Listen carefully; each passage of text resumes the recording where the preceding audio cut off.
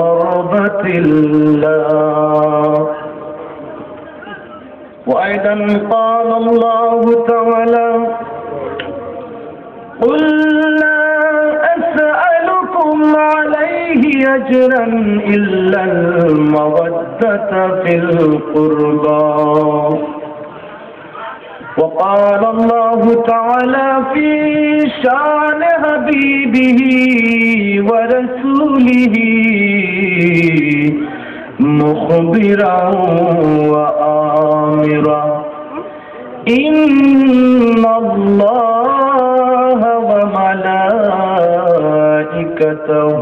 يصلون على النبي يا أيها الذين آمنوا صلوا عليه وسلموا تسليما.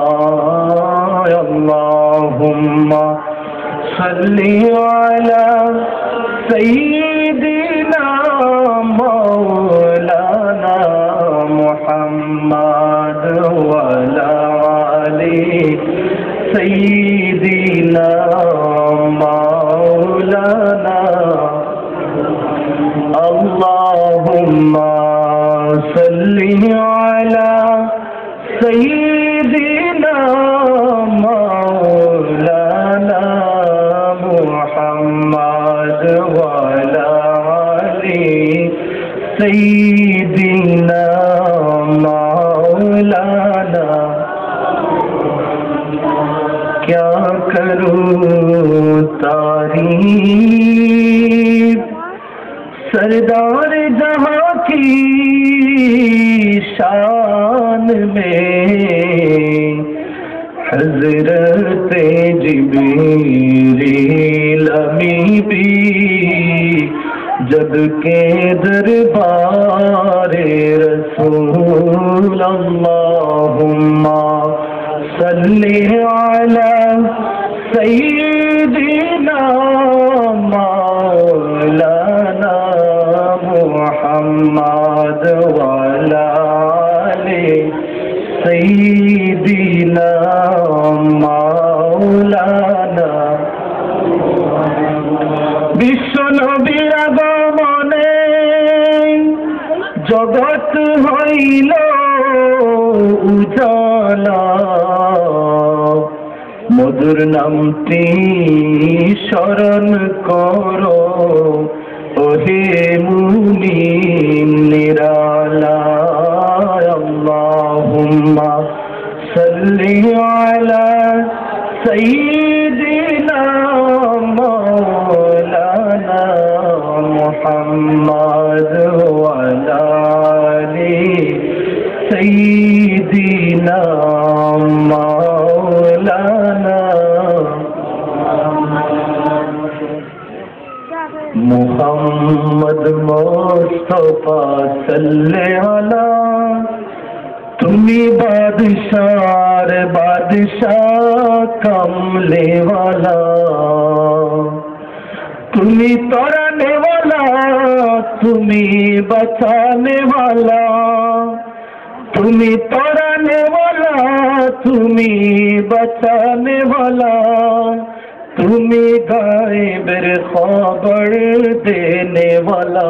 मुहम्मद मुस्तफा सल्ले अला, तुमी बादशाह बादशाह कमले वाला, तुमी तोड़ने वाला तुमी बचाने वाला, तुमी तोड़ने वाला तुमी बचाने वाला, तुमी गायबेर खबर देने वाला, तुमी गायबेर खबर देने वाला।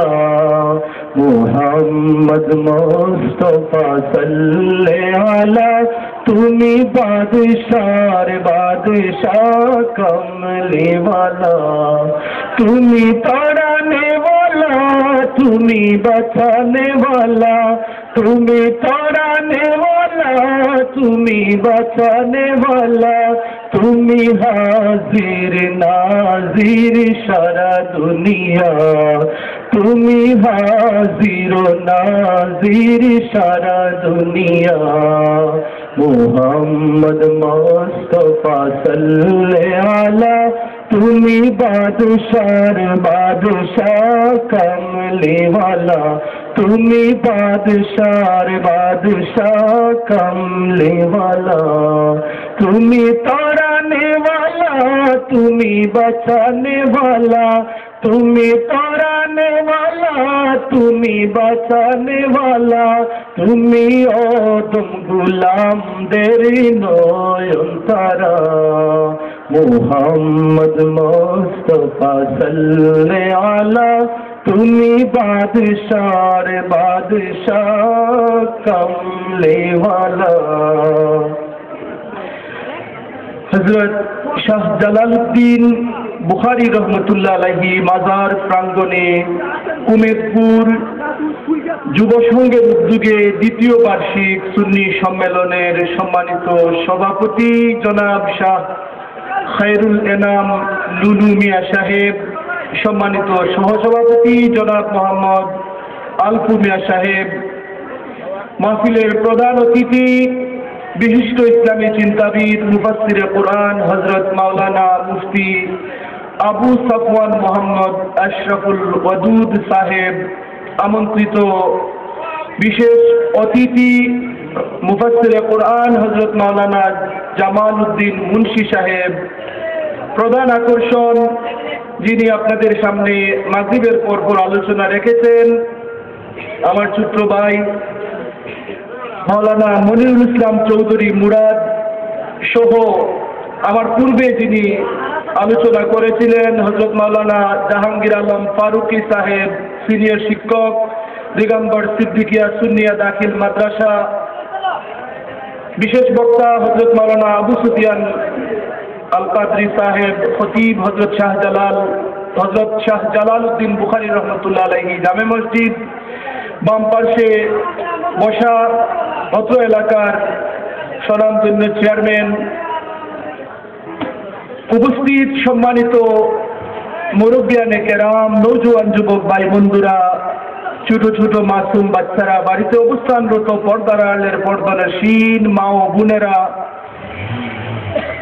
হযরত শাহ জালালউদ্দিন বুখারী রহমতুল্লাহ আলাইহি মাজার প্রাঙ্গণে কুমেদপুর যুব সংঘের উদ্যোগে দ্বিতীয় বার্ষিক সুন্নি সম্মেলনে উপস্থিত হয়ে বক্তব্যের শুরুতে আপনাদের সকলকে আমি গুনাহগার আন্তরিক সালাম জানাচ্ছি। আসসালামু আলাইকুম ওয়া রাহমাতুল্লাহ।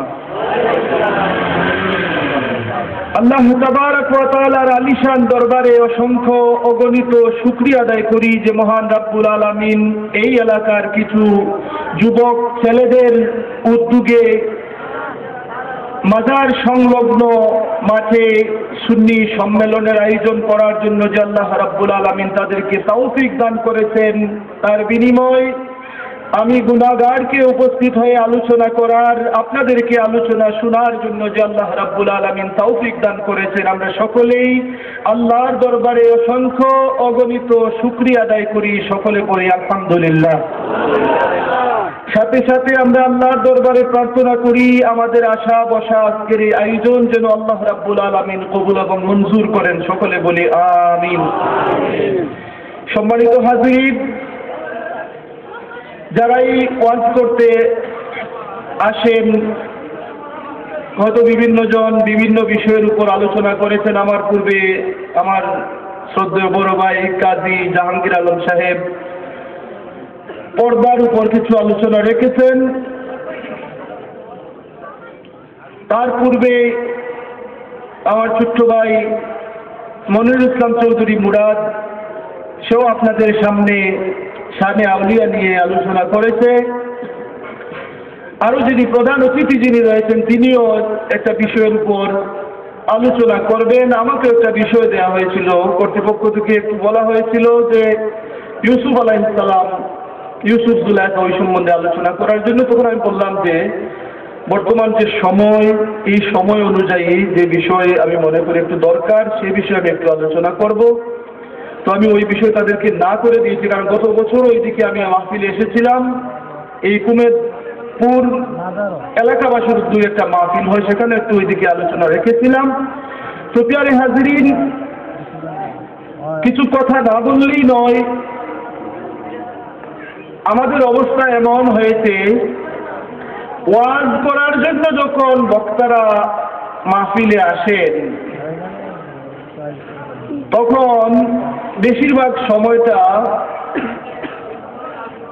গজল বা মিলাদ শরীফের মাধ্যমে 1 ঘন্টার মধ্যে 40 মিনিট 45 মিনিট এমনিতেই শেষ করে দেওয়া হয়।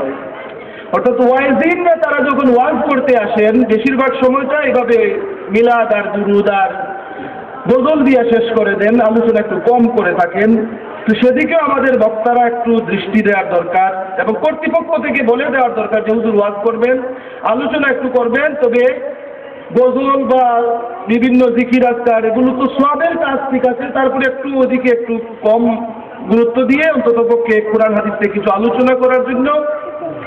তো সম্মানিত হাজিরিন, আবার দেখা যায় আমরা যখন, এর কারণ হচ্ছে আমরা যখন ওয়াজ মাহফিলে এসে যখন গজল বা দুরুদ শরীফ বা এখন এমন গজল কিছু বক্তারা শোনায় যেগুলা একেবারে ফুললি গানের সাথে সম্পৃক্ত। হয়তো হুজুররা শুনান দিকে অনেকে মনে করে যে এটা গান না, কিন্তু আসলে এমন কিছু গজল বা তারা গানের মতো সুর দিয়ে তারা শোনায় যেটা আসলেই মানানসই হয় না। তো প্রিয় হাজিরিন, আমিও কিন্তু আপনাদের সামনে 3টা কলি শুনিয়েছি, একটা গজল যে গজলগুলো শুনলে আমাদের প্রতিপক্ষ তারা সহ্য করতে পারে না। আমাদের প্রতিপক্ষ একটা আছে না, একটা প্রতিপক্ষ এই কথাগুলো সহ্য করতে পারে না।